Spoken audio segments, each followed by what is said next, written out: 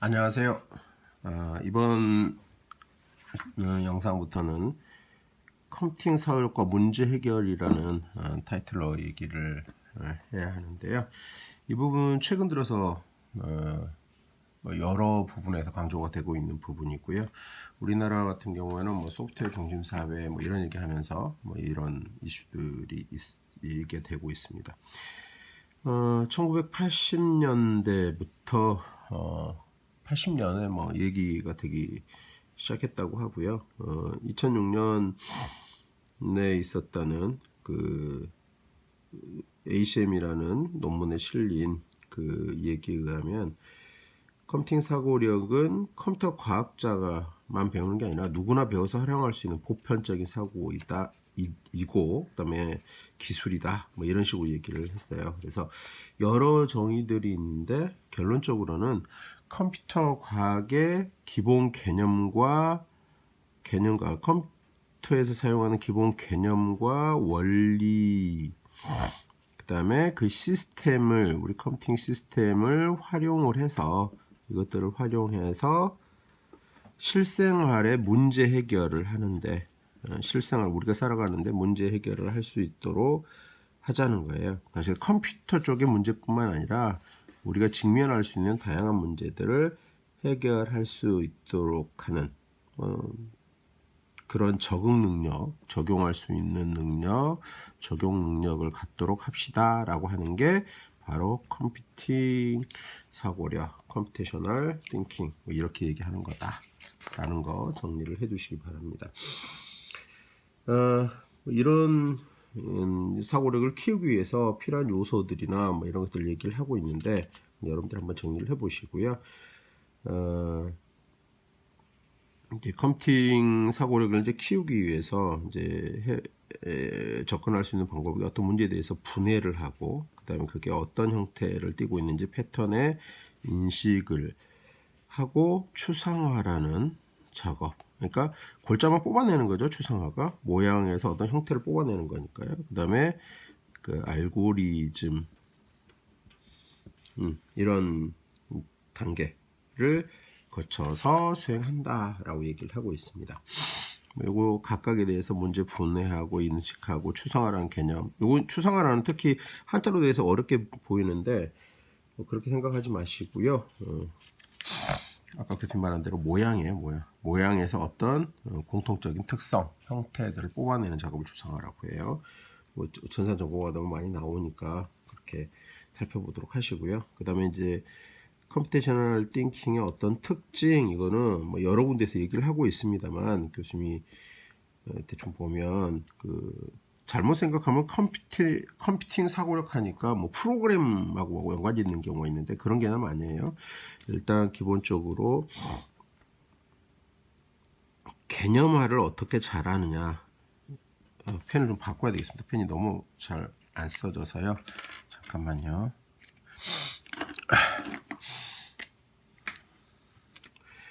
개념화를 하는 거예요. 그 다음에 반복적인 기술을 반복적으로 익혀야 되는 그런 거라기보다는 이제 여러 일반인들 위에서도 얘기되면 다양한 부분에 써먹을 수 있다니까 모든 사람들이 갖춰야 되는 핵심 역량이다. 이렇게 얘기들을 하고 있습니다. 또한 컴퓨터 중심이 아닌 인간의 사고 방법이다. 인간이 사고하는, 생각하는 방법이다. 이렇게 얘기할 수 있고요. 그 다음에 수학적, 수학, 그 다음에 공학 이런 사고들이 다 결합되는 형태다. 라고 할 수도 있을 거고 그 다음에 아이디어다라고 하는 거죠. 창의적인 아이디어 이렇게 얘기할 수 있을 거고요. 그 다음에 모든 사람이라고 얘기했잖아요. 모두를 위한 어떤 것이다. 이렇게 생각을 하시면 될 것 같아요. 이런 컴퓨테이셔널 띵킹을 하는 데 있어서 우리가 한 가지 사용할 수 있는 방법 중에 하나가 바로 코딩이다 라는 얘기를 또 할 수 있어서요. 그래서 코딩 교육 요즘에 이런 얘기들이 나오게 되는 거고요. 예. 이거는 이 코딩을 통해서 코딩은 뭐죠? 프로그램 하나하나 만들어가는 거잖아요. 프로그램 만들어가는 과정이잖아요. 굳이 안 쓰겠습니다. 그 절차, 방법 이런 거잖아요. 그러니까 다시 해서 어떤 어떤 문제를 해결하고자 하는 그 문제를 그거를 이제 풀어가는 절차 또 방법 이런 것을 표현한 거죠. 그래서 이제 이런 것들을 표현해 놓은 거 이거를 코딩이라고 얘기하잖아요. 그래서 우리가 이제 알아야 될 게 이러한 이유 때문에 다시 해서 컴퓨팅 사고력을 키우기 위해서 코딩 교육이 필요해요. 그러다 보니까 이제 이런 코딩들을 지원하기 쉽게 일반인들이 컴퓨테이셔널 띵킹을 해갈 수 있도록 이런 지원하는 방법이 많이 등장을 했어요. 그래서 뭐 블럭형 블럭 쌓기형의 그 프로그래밍 하는 방법, 코딩하는 방법, 뭐 대표적인 게 뭐 스크래치라고 하는 게 있고요. 우리나라에서는 엔트리라고 하는 게 있고, 구글에서 지원하는 뭐 블록리 뭐 이런 것들도 존재를 하고 있고요. 그다음에 이런 방법들을 랭귀지 외에 그러니까 다시 얘기해서 어떤 교육하는 프로그램 랭귀지 외에 뭐 피지컬 컴퓨팅이라는 말도 나오고요. 그다음에 언플러그드 코딩이라고 그래서요. 실제로 컴퓨터하고 관계없이 다른 방법을 이용해서 하는 방법들 그런 방법들도 나와 있고 그런 것들을 접근하고도 있습니다. 참고적으로 그런 게 있다라고 알아두시고 여러분들은 하나 뭐 기억을 하셔야 될 게 이런 것들을 한번 기억해 두시면 좋을 것 같아요. 여러분들이 다른 사람들한테 소개할 수도 있는 거니까요. 하나는 소프트웨어야 놀자라고 하는 게 있어요. 이게 이제 여기를 검색을 해 보시면은 이제 네이버가 중심이 돼서요. 커넥트 재단이라고 하는 걸 만들어서 그쪽에서 제공하는 건데요. 이것도 한번 보실 필요 있고 또 미국의 code.org라고 하는 게 있습니다. 이 사이트도 여러분들 기억해 두실 필요가 있을 것 같아요. 그 밖에 또 우리나라의 소프트웨어 중심사회 아까 이제 좀 잠깐 얘기했는데 중심사회 이런 사이트도 있어요. 그런데 한 번씩 들어가서 보시고 검색을 해놓고 알아두실 필요가 있을 것 같습니다.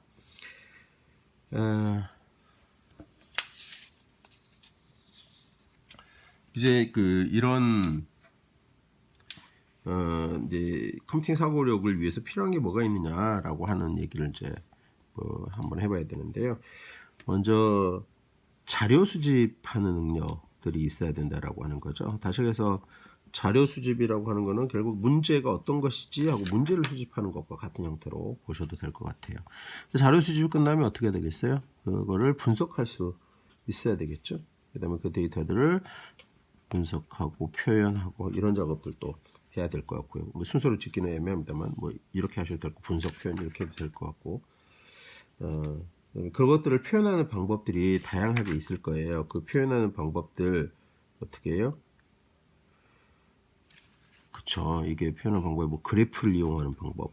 뭐 그래프라는 개념은 다 아실 거고요. 우리 트리 형태로 표현하는 방법도 있죠. 뭐 다양한 뭐 그래프라고 그랬습니다. 뭐 다이어그램 뭐 이런 거 갖고 표현할 수도 있을 것 같아요. 그런 것들을 한번 살펴보실 필요가 있을 것 같아요. 자, 그다음에 이제 또 이런 것들 뭐 자료를 수집하고 뭐 분석해보고 했으면 이제 문제를 어떻게 해야 돼요? 분해해서 봐야 된다라고 그랬죠. 그래서 그것들을 어떻게 뜯어볼 거냐, 분해하는 것들을 살펴보면 예를 들어서 우리가 여행 간다고 생각을 한번 해보시죠. 그러면은 일정은 어떻게 잡을 거고, 그 다음에 교통편은 뭘 이용할 거고, 그 다음에 어디서 살 거며, 뭘 먹을 거며, 어떤 것들을 볼 거냐, 돈은 얼마나 들 거냐, 이런 것들도 쭉 가보잖아요. 자, 그런 방법들을 써야 되는데, 이 중에 하나 기억하셔야 되는 게, 여러분들, divide and conquer라는 말이 있어요. divide, 분할한다는 뜻이잖아요. 나누고, 그 다음에 conquer, 정복한다는 뜻이에요. 옛날에 정복자들, 대표적으로 나폴레옹 같은 경우가 많이 사용했던 방법이에요. 한꺼번에 본인이 해결할 수 없는 문제를 나눠요. 다시 해서 뭐 영국을 정복하고 싶다. 그러면 뭐 예를 들어서 뭐 영국과 오스트레일리아를 정복하고 싶다. 그러면 영국하고 오스트레일리아 한꺼번에 노리는 게 아니고요. 오스트레일리아하고 손을 잡아요. 야, 영국 쟤네들 나쁜데 쟤네들 우리가 이렇게 하자. 그래갖고 오스트레일리아하고 손 잡고 영국을 정복을 해요. 그 다음에 오스트레일리아를 다시 또 정복을 해요. 문제들을 쪼개서 하나씩 해나가는 방법을 divide and conquer라고 하는데요. 이 단어는 알아두실 필요가 있을 것 같습니다.